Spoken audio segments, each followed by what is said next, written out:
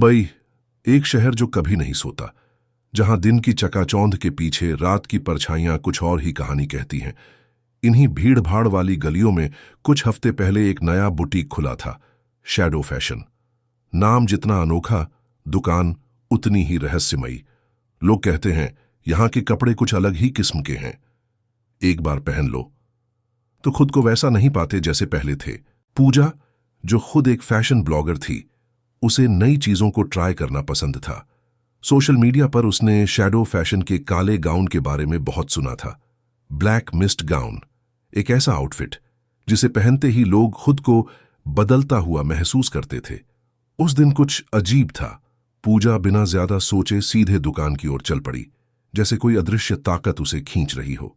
जैसे ही पूजा ने shadow fashion के कांच के दरवाजे को ढकेला, अंदर से ठंडी हवा का झोंका आया। जगह बेहद स्टाइलिश थी, पर कुछ तो अजीब था।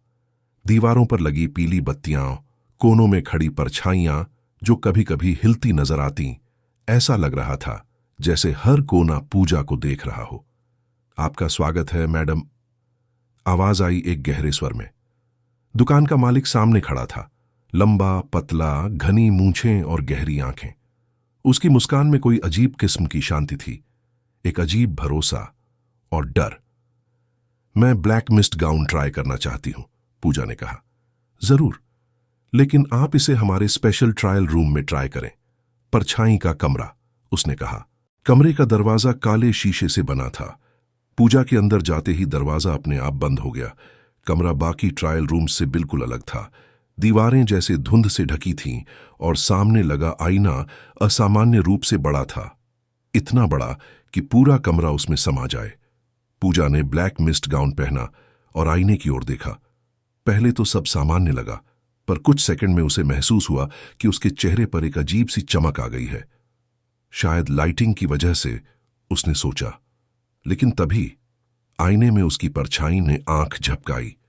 पूजा ने झट से पीछे देखा। कोई नहीं था, पर आईने में जो दिख रहा था वो अब भी उसकी ओर देख रहा था। अब उसका चेहरा थोड़ा लंबा लग रहा था, आंखें अंदर को ढंसी हुईं और उसकी त्वचा पर दरारें उभर आई थीं। ये क्या हो रहा है? पूजा ने कांपते हुए पूछा। आईने में उसकी परछाई मुस्कुराई। तुमने मेरी जगह ले ली है, अब मेरी बारी है। पूजा ने फौरन गाउन उतारने की कोशिश की, लेकिन गाउन जैसे उसकी त्वचा से चिपक चुका था। वो चीख पाई, लेकिन उसकी आवाज जैसे कमरे की दीवारों में ही समा गई। पूजा ने जैसे तैसे दरवाजा खोला और बाहर आई, लेकिन अब शैडो फैशन वैसा नहीं था। अब दीवारें जर्जर हो चुकी थीं, फर्श पर धूल थी और शोरूम में सन्नाटा पसरा था। वो चमक, वो फैशन, सब गायब। दुकान का मालिक भी कहीं नहीं था। पूजा ने भागने की कोशिश की, लेकिन उसके पैर जैसे किसी अदृश्य ताकत ने पकड़ लिए थे। वो गिर पड़ी। उसने कांपते हाथों से अपना फोन निकाला और फ्रंट कैमरा ऑन किया, पर स्क्रीन पर जो चेहरा दिख रहा था वो पूजा का नहीं था। उसकी आंखें अब काली थीं, होंठ फटे हुए और चेहरे पर वही दरारें। अब वो पूजा नहीं रही थी। कई घंटे बाद दुकान का दरवाजा फिर से खुला।